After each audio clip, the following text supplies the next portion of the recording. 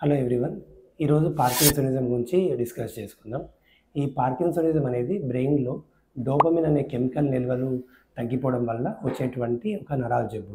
సాధారణంగా ఇది 50 లేదా 60 ఇయర్స్ పైబడిన వాళ్ళలో చూస్తాం. కానీ ఏ ఏజ్‌లో అయినా రావచ్చు. దీంట్లో ముఖ్యంగా ఉండే సింప్టమ్స్ ట్రెమర్స్, బ్రాడికైనీషియా.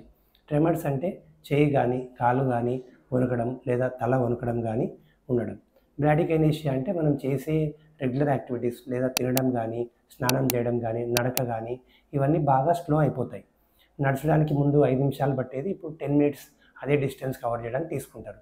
ఇవే కాకుండా కళ్ళు తిరగడము, కాన్‌స్టిపేషన్ లేదా నిద్రలో కలవరింపులు ఇవన్నీ కూడా ఉంటాయి. కొంతమంది ఏం కాజ్ లేకుండా పడిపోతూ ఉంటారు. రికరెంట్ ఫాల్స్ ఇవి కూడా పార్కిన్సన్స్ లక్షణాలే. దీంట్లో ముఖ్యంగా ట్రీట్మెంట్ వచ్చేస్తే ఈ డోపమిన్ ఏదైతే బ్రెయిన్‌లో తగ్గిందో మనం ఆర్టిఫిషియల్‌గా బయట నుంచి సప్లిమెంట్ చేస్తాం. దాన్ని లీవోడోపా అనే టాబ్లెట్స్ ద్వారా ఇస్తాం. కాలక్రమేణా ఏమవుతుందంటే ఎట్లయితే షుగర్ జబ్బు పెరిగి ఎక్కువ డోస్ మెడికేషన్స్ అవసరం పడతాయో దీంట్లో కూడా లీవోడోపా డోస్ పెరుగుకుంటూ పోతుంది. కొంతమందిలో ఎవరికైతే సూట్ అవుతుందో వాళ్ళలో డీబీఎస్ అనే సర్జరీ చేయబడుతుంది. Thank you.